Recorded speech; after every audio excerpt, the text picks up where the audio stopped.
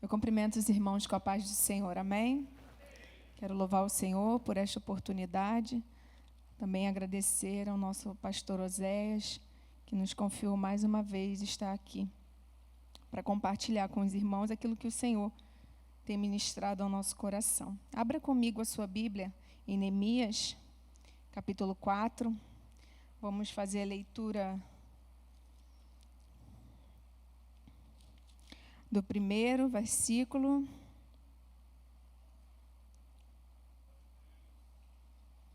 primeiro e segundo,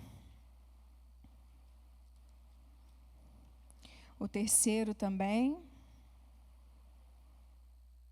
e do terceiro a gente faz a leitura do tema, que é lá no capítulo 2, versículo 20. Então vamos ler capítulo 4 até o 3, do 1 ao 3, e depois o versículo 20 do capítulo 2. E sucedeu que, ouvindo Sambalate, que edificávamos o muro, ardeu em ira, e se indignou muito, e escarneceu dos judeus. E falou na presença dos seus irmãos e do exército de Samaria, e disse: que fazem estes fracos judeus? Permitisse-lhe-á isso? Sacrificarão? Acabá-lo-ão num só dia? Vivificarão dos montes do pó as pedras que foram queimadas? 20 do 2. Não é o 3, nós lemos também, vamos ler. E estava com ele Tobias, o amonita, e disse: ainda que edifiquem vindo uma raposa, derrubará facilmente o seu muro de pedra. O 20. Então lhe respondi e disse: o Deus dos céus é o que nos fará prosperar. E nós, seus servos, nos levantaremos e edificaremos. Mas vós não tendes parte, nem justiça, nem memória em Jerusalém. Podei-vos assentar. Eu quis fazer essa leitura do capítulo 4, os 3 primeiros versículos, e partir para o 20 do capítulo 2, porque o que se trata aqui no capítulo 4 de Neemias é um resumo desses 52 dias que os judeus adentraram para reconstruir os muros e o templo de Jerusalém. Então, essa resposta aqui também faz parte de todo esse enredo dessa história. O capítulo 4, ele fala um pouco, ele traz para nós conhecimento, um pouco de detalhe dos levantes, das afrontas que esse povo sofreu quando se colocou ali numa posição para reconstruir, juntamente ali com Neemias, os muros e o templo de Jerusalém. A gente sabe que construir não é fácil, e reconstruir existe uma dificuldade maior ainda. Então, esses homens aqui, juntamente com Neemias, todo esse povo, porque depois que Neemias sofreu, sentiu a perda daquele povo, a tragédia, a desgraça que aquele povo vivia, mais de 140 anos debaixo de escombros, ele sentiu a dor daquele povo, se comoveu, entrou em oração diante do Senhor e foi ali juntamente com aquele povo, sob as ordens ali do rei, para construir aqueles muros. Mas não é fácil quando você se coloca na posição para obedecer à voz do Senhor e fazer algo. E muito mais ainda quando você pega algo que está destruído e você precisa reconstruir. E foi isso que aconteceu ali com Neemias. Neemias havia sido ali autorizado pelo rei, ele sai ali da cidade de Suzã e vai a caminho de Jerusalém. Chegando em Jerusalém, Neemias passeia pela cidade, toma de conta, vê toda aquela destruição e ele convoca aquele povo. E ali ele mostra, ele diz, no capítulo 2 a gente tem um pouquinho dessa prévia, e depois ele fala de tudo o que estava acontecendo, e aquele povo responde Neemias, no versículo 18 do capítulo 2. E o povo prontamente diz: levantemos e edificaremos. Só que, irmãos, muitas das vezes o que a gente não sabe, o que a gente não se atenta, é que quando você diz assim, eu vou me levantar, eu vou fazer, eu vou construir, eu vou edificar, eu vou me colocar na brecha, o inimigo juntamente se levanta com você. E ele vem ali com as suas artimanhas, com as suas estratégias, com toda a sua forma, para intervir de alguma forma, para que aquilo que você assentou no coração de fazer, não se concretize. Neemias não viu, mas certamente o inimigo, utilizando a vida daquele povo, se levantou através da vida dos samaritanos. E ali prontamente ele faz, como nós fazemos aqui a leitura do capítulo 2, quando ele fala. Ele traz aqui, ele diz, ele tenta desmerecer tudo aquilo que eles já haviam feito. E aí ele diz, acompanha comigo no 2. Ouvindo Sambalate no 19, o Horonita, e Tobias, o servo amonita, e Gessem, o arábio, zombaram de nós e desprezaram-nos, dizendo, o que é isso que fazeis? Quereis rebelar-vos contra o rei? Então respondeu e disse, o Deus do céu é que nos fará prosperar. Esse livro de Neemias, ele tem muito conteúdo que traz como contribuição para a nossa vida. Hernandes Dias Lopes mesmo, ele fala que é um livro com um compêndio de instruções de liderança. E não só para a nossa vida espiritual, mas para empresas, para aqueles que lideram. Então, mesmo Neemias, tendo uma capacidade boa administrativa, ele sabia que quem daria vitória àquela obra seria o Deus dos céus. E seria o Senhor que o faria prosperar. Mas eu queria falar com vocês nessa manhã a respeito de algo que antecede na vida de Neemias, quando Neemias vai até a cidade, quando Neemias chega até Jerusalém, antes de Neemias ver de fato, porque até então Neemias não tinha ido em Jerusalém. Neemias não tinha contemplado com seus olhos, não sabiam, eram mais de 1.500 quilômetros de distância de onde Neemias estava. Então ele não sabia. Mas antes de tudo isso, eu queria falar com vocês o que antecedeu para que ele se adentrasse e ele entrasse nessa reconstrução com aquele povo de Jerusalém. Antes de Neemias ir a caminho de Jerusalém, e assim que ele sabe da forma de como se encontrava aquela cidade, a Bíblia diz aqui no primeiro capítulo que ele chora, ele entra em lamento e ele ora ao Senhor. E ele, na sua oração, Neemias faz algo que eu entendo como princípio importante antes de você entrar em uma batalha, principalmente para você reconstruir. Neemias confessa os pecados de Jerusalém e ele se inclui nessa confissão de pecado. Ele pede perdão pelos pais que pecaram e porque ele também, ele se entende como pecador, como culpa por aquela situação estar nessa condição. E aí você pode pensar assim, irmã, mas o que isso tem a ver com construir?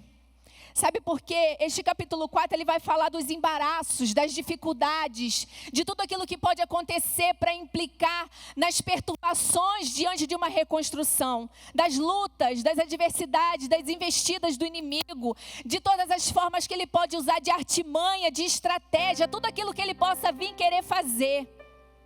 Isso já é difícil.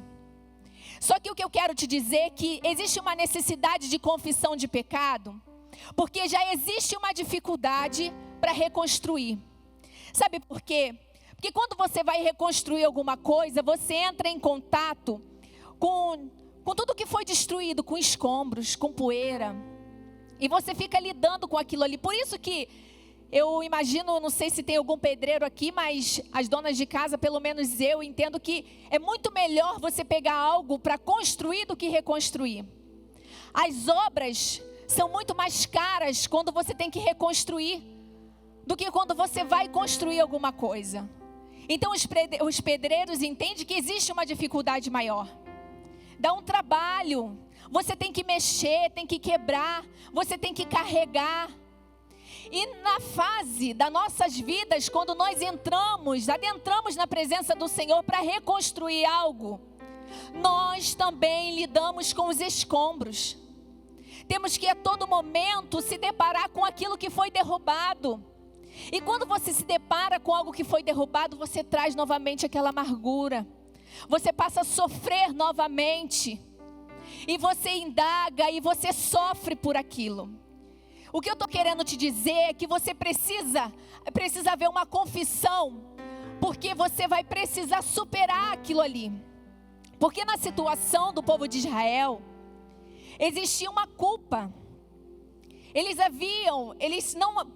não eram culpados diretamente, porque não foram eles que quebraram, mas eles eram responsáveis sim pelas situações que eles estavam vivendo.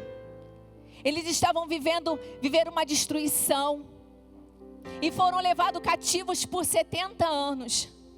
Mas isso não se deu do nada. Isso não foi do dia para a noite em que eles dormiram e acordaram, tendo que ser levados cativos. Isso não foi do dia para a noite.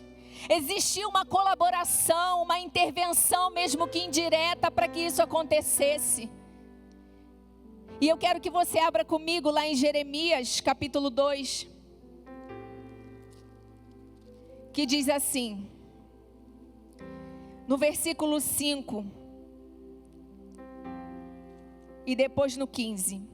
Assim diz o Senhor, que injustiça acharam vossos pais em mim, para que afastarem de mim, indo após a vaidade, tornando-se levianos. No 15.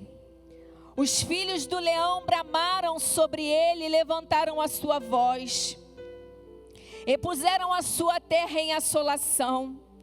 As cidades se queimaram, e ninguém habita nelas.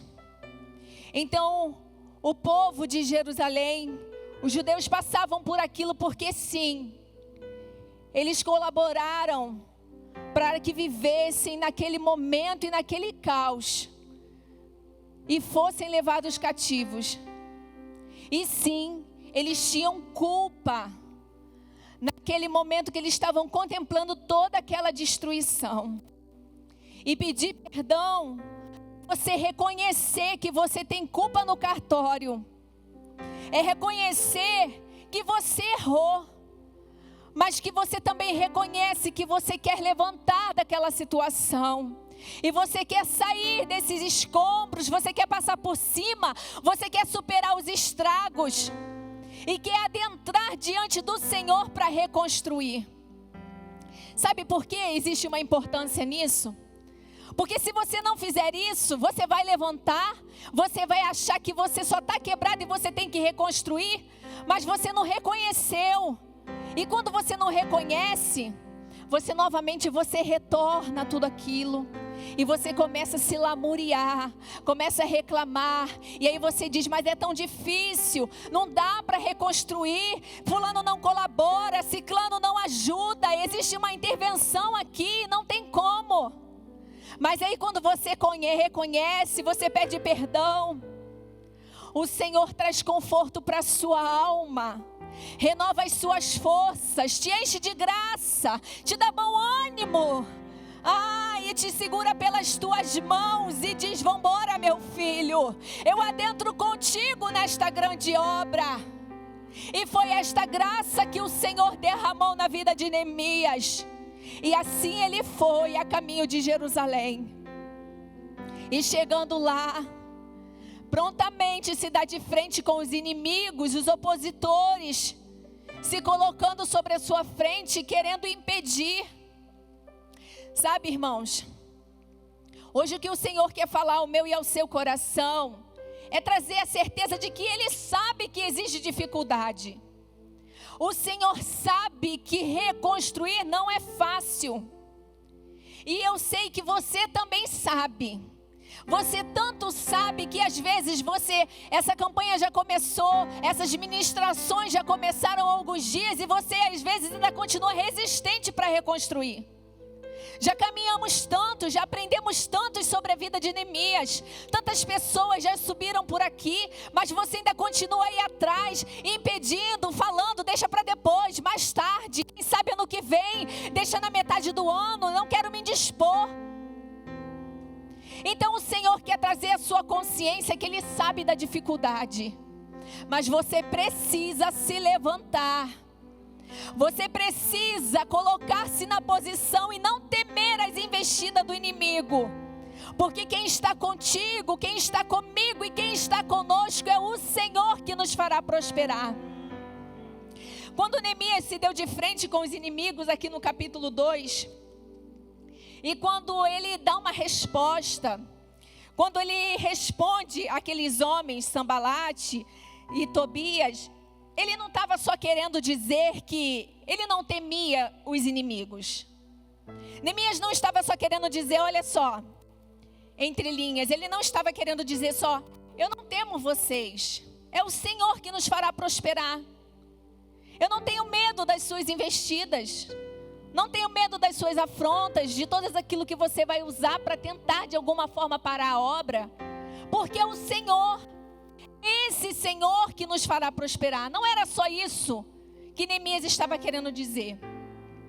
Ele estava querendo ser bem claro e específico. Acompanha comigo na sua Bíblia. É o Deus dos céus que nos fará prosperar. Mas escute uma coisa. Somos nós. É eu.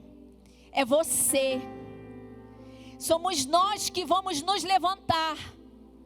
O trabalho árduo está sobre as nossas mãos, somos nós que vamos ter que fazer. Eu não sei qual é a forma que você vai ter que reconstruir. Eu não sei se vai ser na lágrima, na oração, se vai ser na visita, é no perdão que você vai ter que reconstruir, eu não sei. Mas não é a irmã da direita, não é o pastor, não é ninguém, é você que vai ter que reconstruir. São as suas mãos que vão ter que ser postas nas massas para fazer. Era isso que Neemias estava querendo ser bem específico. Somos nós que vamos reconstruir. E aí mais adiante ele diz, nós os seus servos, nos levantaremos e edificaremos. Sabe por que Neemias disse nós os seus servos? É porque os samaritanos, já existia uma investida no passado. Sabe, irmãs? Porque às vezes a gente começa, a gente entende já às vezes uma necessidade de reconstrução, já às vezes até um tempo, sabe? Às vezes faz tempo que a gente já está entendendo, olha, isso daí precisa ser ajustado, precisa ser reconstruído, o Senhor precisa colocar esse negócio no lugar. Aí às vezes a gente até se levanta, aí a gente vai a caminho da situação para reconstruir, para se colocar diante do Senhor, mas aí o inimigo se levanta e aí a gente faz o quê? Volta para trás. Então nessa situação aqui do povo de Jerusalém já houve uma tentativa anterior, há 18 anos atrás, antes de Neemias se colocar nessa situação como líder para intervir juntamente com aquele povo. Já havia uma investida no passado dos inimigos e eles tiveram êxitos. Eles conseguiram impedir essa obra. Quando os judeus foram levados em cativos para a Babilônia e ficaram lá por 70 anos, depois que o Império Medo-Persa adentrou ali como poderio, os judeus eles puderam e tiveram a oportunidade de sair desse cativeiro. Da mesma forma que eles foram levados em partes, eles foram libertos. E a primeira parte que retornou para Jerusalém, quando chegaram lá e se deram conta com toda aquela destruição, eles tentaram reconstruir. Eles tiveram a boa intenção, senti e reconheci a necessidade de uma reconstrução. Só que aí novamente, ou como primeira vez, diante de toda aquela destruição, o inimigo se levanta. Então quando Neemias responde aqui, somos nós, é porque ele já sabia que da mesma forma que eles tentaram da outra vez, eles estavam tentando dessa forma, porque os samaritanos, eles não eram um povo puro, eles eram uma mistura dos judeus com os estrangeiros com o povo do Israel do norte. Então essa mistura, eles adoravam a Deus, mas não só a Deus, adorava também a outros deuses. Então esse era o perfil dos inimigos de Neemias e o inimigo do passado também do povo de Jerusalém, quando eles tentaram reconstruir aquele templo. E quando esse povo voltou, os judeus prontamente para reconstruir aquele templo, os inimigos vieram juntamente com eles. Certamente não se apresentaram como inimigos, mas vieram com boas intenções, oferecendo ajuda, dizendo que gostaria de participar ali da construção daquele templo. Se você quiser ver, a referência está em Esdras capítulo 4, e no versículo 2, bem no finalzinho, ele diz assim: deixa-nos edificar convosco, porque como vós buscaremos vosso Deus, como também já lhe sacrificamos desde os dias de Esar-Adom, rei da Síria, que nos mandou vir para aqui. Então eles não estavam se colocando ali de frente, levantando uma bandeira da oposição, escrachada para que eles vissem que eles queriam impedir.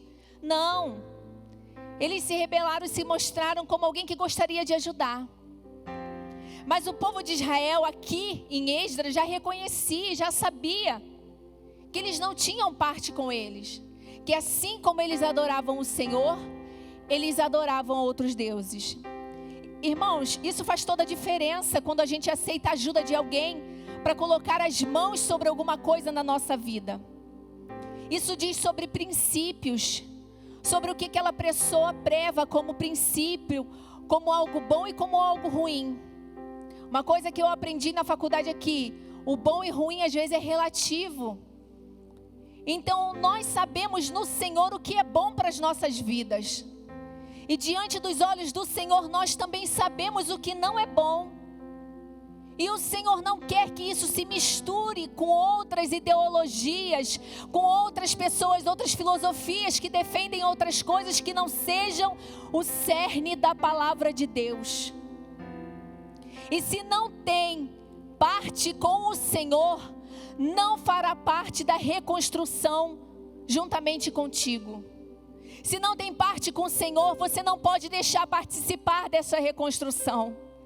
Se não tem parte com os princípios do Senhor, você não pode deixar adentrar, ainda que as intenções sejam boas, ainda que se apresentem como boa, porque só quem conhece o coração do homem é o Senhor. E o povo não deixa, aqui em Esdras o povo não deixa que esses inimigos participem daquela reconstrução. E eles prontamente se levantam, escrevem uma carta para o rei, levanta falsos testemunhos, diz que eles estavam arquitetando contra o rei. Então o rei lê aquela carta, ouve a leitura daquela carta e responde aquela carta, impedindo que aquela obra continuasse. Então quando Neemias chega para continuar, para tentar de fato fazer alguma coisa, ele já se deparou aqui com alguém que já tentou fazer alguma coisa, já houve uma tentativa no passado. Então Neemias estava prontidão e sabia o que eles queriam, e por isso ele diz: somos nós que vamos edificar, nós os servos, somos nós que levantaremos. Sabe por quê? Porque ele diz o seguinte: vocês não têm parte, não têm justiça e não têm memória. Diante da dificuldade de reconstruir, só reconstrói. Eu quero ressaltar aqui a palavra memória. Você só vai adentrar diante dessa dificuldade porque você tem memória. O povo de Israel, os judeus, eles tinham uma memória com o Senhor.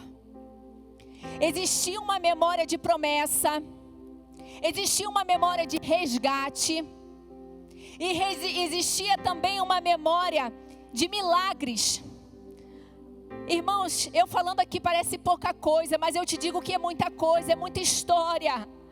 É muito sofrimento que esse povo já tinha passado. Todo o caminho naquele deserto, existia todo um trajeto com o Senhor. Eles contemplaram milagres que ninguém mais viveu na história da Bíblia Sagrada. Existia uma memória muito grande, muito forte. E isso diz sobre significado, sobre importância. E às vezes você tem deixado aquilo que tem uma memória sobre a sua vida de lado. Você tem visto que aquilo tem uma importância, tem um significado, tem importância, é resultado de promessa. E você não tem se levantado, você tem temido as artimanhas e as investidas do inferno sobre a sua vida. Tem temido as bocas que se batem, as línguas que falam contra a sua vida. Mas nesta manhã você se levantará pelo poder que há no nome de Jesus e adentrará no caminho do Senhor, sob essas promessas que o Senhor já te fez, e muitas delas o Senhor já cumpriu. É por conta dessa memória que o Espírito Santo te traz nesta manhã, para que você tome a sua consciência que é uma necessidade, sim, de se colocar na posição e não temer e ir avante contra todos aqueles que se levantam contra a sua vida. Os inimigos deste povo, eles falaram, eles trouxeram críticas, tentaram desmerecer todo o trabalho. E não só como falar, como tentar desmerecer, como trazer calúnia e defamação a tudo aquilo que eles faziam. Eles também tentaram ir contra a vida deles, tramaram.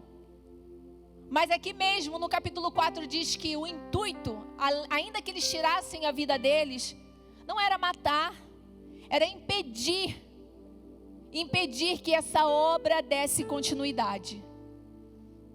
Era isso que o inimigo queria. Os samaritanos, eles sabiam de verdade que se o templo fosse reconstruído, seria um golpe fatal para as suas superstições. Então o capítulo 4, ele nos traz algumas observâncias do que Neemias fez para perseverar e para não desistir. E aqui eu queria ressaltar com você, nós no capítulo 4 aqui, quando você faz a leitura, você vê que Neemias, ele orou, ele teve estratégias de vigilância e também estratégia para prontidão de ataque. Ou seja, ele orou, ele teve estratégia para vigilância e para prontidão de ataque. Mas o que eu queria ressaltar aqui com você nessa manhã, e que não desmerecendo as estratégias, não desmerecendo uma ação, porque a ação, ela também é muito importante. Não adianta você só orar e você não agir, você não se levantar para fazer alguma coisa quando aquilo precisa ser feito. Mas eu quero trazer a importância como principal a oração para mim e para a sua vida, como arma para adentrar, para reconstruir. E diante dos levantes e das dificuldades, a oração precisa estar como primordial na nossa vida. Quando você começa a ler o livro de Neemias, logo você já entende que ele é um homem que ora ao Senhor, que tem um hábito de oração. Aquele que tem uma vida com o hábito de oração, certamente ele tem uma vida diferente. Irmãos, eu sei que parece que às vezes você fala oração e você pode dizer, irmãs, eu já orei e já não aconteceu nada. E eu vou acreditar. Porque oração, ela não é só o ato de se falar. É uma entrega. Às vezes a gente se levanta, a gente quer falar, Senhor vai, derruba, destrói, faz, acontece. Mas as nossas melhores orações diante do Senhor é aquela que a gente se derrama, se esvazia, se entrega, fala a verdade daquilo que a gente sabe que alguém poderia trazer uma crítica sobre aquilo. Mas é isso que o Senhor quer na oração. Porque Neemias, ele não ligou para isso quando ele faz uma oração aqui, conhecida como uma oração imprecatória, no capítulo 4, no versículo 4 em diante. Ele faz uma oração até para contra a vida dos seus inimigos. Então, orar é se derramar diante do Senhor. E existe um estudo sobre a neuropsicologia que diz o seguinte: ao orar são ativadas regiões que nos deixam mais reflexivos. Já as regiões relacionadas à ação têm-se uma atividade reduzida, ou seja, quando você ora, você fica mais reflexivo. E às vezes você pode estar querendo fazer e acontecer após a oração. Esse sentimento, ele é diminuído. E consequentemente, quem ora é menos impulsivo, fica menos ansioso, sente-se mais seguro e as emoções também são estabilizadas e diminuindo também o medo e a raiva. Existe também um autor muito conhecido da psicologia, o Freud. Na psicanálise ele vai dizer que a fala, ela organiza o pensamento e através da fala você entra em contato com aquilo que você não sabia sobre si. Ou seja, coisa melhor do que você falar com qualquer outra pessoa é você falar com o próprio Senhor, que é aquele que vai intervir diretamente sobre a sua vida. E como eu disse, eu não quero desmerecer as outras estratégias que Neemias teve, mas eu quero ressaltar sim que a oração foi o ponto principal que fez Neemias ter êxito em toda aquela reconstrução, e principalmente lidando com os levantes e com os afrontas do inimigo. E aí você pode acompanhar comigo que Neemias ora, assim que no capítulo 4, no começo, eles se levantam e tentam zombar do que eles já haviam feito. E ele, em seguida, no versículo 3, ele, com base num renovo, ele consegue edificar os muros. Os inimigos vêm novamente e Neemias ora também juntamente com o povo e diz no versículo 4 no versículo 9 do capítulo 4: porém nós oramos ao nosso Deus e pusemos como um guarda contra eles. Os inimigos tramavam e contra aquele povo diante da reconstrução. Então ele ora e ele tem uma estratégia. Ele ora e ele tem uma estratégia de vigilância. Ele ora e ele tem novamente uma estratégia de posição de ataque, de se armar, de pegar as armaduras e ficarem ali em prontidão para que os inimigos, quando vierem, eles estarem ali pronto para guerrear juntamente com eles. Você ora, você se esvazia de toda a ansiedade, de tudo aquilo que às vezes você quer fazer, você quer reconstruir, mas você não sabe se você vai para a direita, se você vai para a esquerda, se você começa por baixo, se você começa por cima. Mas eu quero te dizer nesta manhã que você vai orar ao Senhor e o Senhor vai te dar direção, o Senhor vai te dar instrução, o Senhor vai dizer: você vai começar pela direita e não vai começar pela esquerda. E você pode até achar que diante da sua concepção de conseguir fazer alguma coisa, Senhor, mas não é bom por aí. Mas o Senhor vai te dar a estratégia que não é humana, mas a estratégia que é do céu, para que você vá adiante e que você consiga. Você vai superar no nome de Jesus as percas do passado que você já tentou e não conseguiu, das vezes que você tentou reconstruir e não deu certo. E desta vez, no nome de Jesus, é este tempo que o Senhor preparou para nós. É desta vez que vai dar certo. É desta vez que o Senhor vai te dar força, te dar ânimo e vai te dar vitória, e o nome dele vai ser glorificado. O nome de Neemias tem como significado aquele que consola. E o Senhor, quando eu estava estudando, o Senhor me trouxe à memória um versículo que diz lá em João, capítulo 14, 26, se você também quiser acompanhar na sua Bíblia. Quando Jesus, ele estava ali juntamente com os discípulos, despedindo, sabendo do que estava por vir, Jesus diz para os discípulos: olha, antes no capítulo 15, no capítulo 14, um pouquinho antes desse versículo 26, ele fala assim: olha, eu vou para o Pai, mas não vos deixarei órfão. E mais adiante no 26 ele diz, Jesus disse: o Pai enviará o Consolador, o Espírito Santo, e Ele nos ensinará todas as coisas. E o que eu quero dizer com você é que talvez você possa olhar, irmãs, mas eu não consigo, eu não sou como Neemias, eu não tenho todo esse espírito de liderança para conseguir fazer, para conseguir estar na frente de uma grande obra. Mas eu quero te dizer que você não precisa ser Neemias e nem como Neemias. Você precisa ter dependência no Senhor, ser obediente ao Senhor.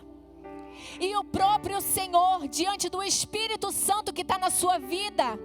Porque aqui disse, nós lemos no capítulo 2 no final, somos nós temos parte com o Senhor, temos parte com o Espírito de Deus sobre a nossa vida. E é esse Espírito que te ensinará.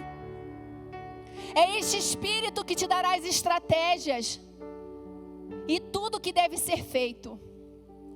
Existem muitas coisas que precisam ser reconstruídas. Existem casamentos que caminham para os escombros. Existem relacionamentos de pai e filhos que precisam ser reconstruídos. Existem lideranças que precisam ser reconstruídas. Existem altares diante do Senhor que estão quebrados e precisam ser reconstruídos.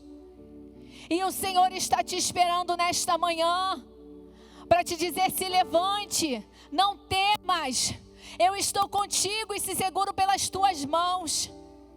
E te dá graça, te dá força e bom ânimo, porque nós não estamos sozinhos, mas estamos com o Senhor. E eu queria te convidar para se colocar de pé, para que eu e você fizéssemos essa oração. Eu queria que você apresentasse ao Senhor, eu quero, diante daquilo que o Senhor trouxe na sua palavra, que você confessasse nessa manhã. Se porventura você reconhece que você contribuiu por algum momento na sua vida, que esses escombros que você tem vivido ou que você viveu, se você já está caminhando para a reconstrução, que você reconheça isso e que você pense: Senhor, não me deixe olhar para os escombros e que os escombros produzam em mim um desânimo, que tudo isso que está quebrado venha trazer um sentimento de desânimo para mim. Não, que nessa manhã você se supere diante do Senhor, que você olhe para esses escombros e você diz: vambora. Você não sai, não fica aqui, daqui você vai para lá. E o que está quebrado aqui vai para outro lado. E não vai ter poeira, não vai ter pedra que vai te impedir caminhar. E você vai se levantar. E o Senhor vai fortificar o teu coração, a tua mente, a fonte do teu entendimento, para que você entenda que você não está só. E assim eu peço que você peça ao Senhor na manhã deste dia, para que o Senhor te dê as estratégias necessárias. Cada um tem uma necessidade muito específica. O Senhor é um Deus tão específico que Ele trabalha na nossa vida, de cada um de uma forma diferente. Ele sabe que cada um tem uma necessidade diferente. Mas o Senhor está aqui, com base na sua palavra, para nessa manhã nos fazer vencer no nome de Jesus. Oremos ao Senhor. Senhor, meu Deus e meu Pai, Jesus, eu estou aqui, Senhor, juntamente com os teus filhos. Oh, aleluia. Senhor, existe uma necessidade. O Senhor foi específico ao falar comigo nesta palavra. Existem pessoas que faz tempo que está tentando, Senhor, e não consegue. O Senhor falou justamente comigo que existem pessoas que já se colocou numa posição, já tentou, mas cedeu às investidas do inimigo. E o Senhor separou este tempo para fazer tudo diferente sobre as nossas vidas. O Senhor tem nos trago conhecimento, informações, e tem nos dado a oportunidade nesta manhã de saber que precisamos reconhecer diante de Ti, te pedir perdão, Senhor da glória. E diante de todas essas necessidades, diante dos escombros e das destruições, o Senhor possa nos dar estratégia. Senhor, e eu te peço na manhã deste dia graça sobre a vida dos teus servos. Senhor, eu peço que o Senhor, com as tuas mãos fortes, que tirou o povo de Israel do Egito, segure sobre as mãos dos teus filhos e os faça descer, Senhor amado, Deus querido, na oração, numa entrega perfeita. Deus querido, traz a quebrantamento ao coração na manhã deste dia, quebrantamento de alma, quebrantamento de espírito, aquilo, meu Senhor, que nós não conseguimos reconhecer, aquilo que na dureza do nosso coração nós achávamos que nós não tínhamos parte, mas hoje nessa manhã o Senhor nos deu a oportunidade de reconhecimento. Senhor, no nome de Jesus, na oração fala conosco, na oração nos dê estratégia, Senhor, em nome de Jesus, estratégias específicas, estratégia de guerra, Senhor da glória, estratégia de vigilância, mas no nome de Jesus não nos deixa, Senhor amado, Deus querido, temer as investidas dos inimigos da nossa vida, temer as investidas daqueles que tentam contra a nossa casa, que tentam, meu Senhor da glória, contra este ministério, no nome de Jesus. Senhor, nos dá graça, nos dá bom ânimo dos altos céus. Senhor, nos dá bom ânimo para nos pôr com alegria nesse trajeto. Bom ânimo para não parar mais uma vez. Bom ânimo para não parar mais uma vez. Porque esta obra, no nome de Jesus, será, Senhor da glória, concluída para louvor do Teu nome. E assim eu te peço, Senhor, certo da vitória, certo do Teu Espírito manifesto nesta manhã, porque eu sei que o Senhor passeia sobre esta casa, eu sei que o Senhor adentra nos corações, e no nome de Jesus, meu Senhor, conclui a boa obra, para louvor e glorificação do Teu nome. Oh, aleluia.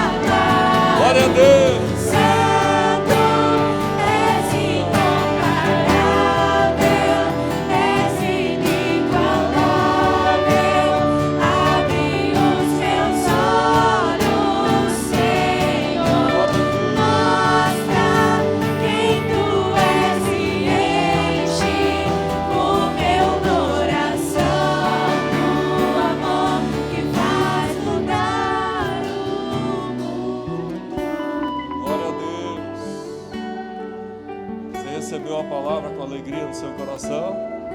Quantos querem agradecer a Deus pela vida da Valesca que ministrou a palavra do Senhor? Diga amém.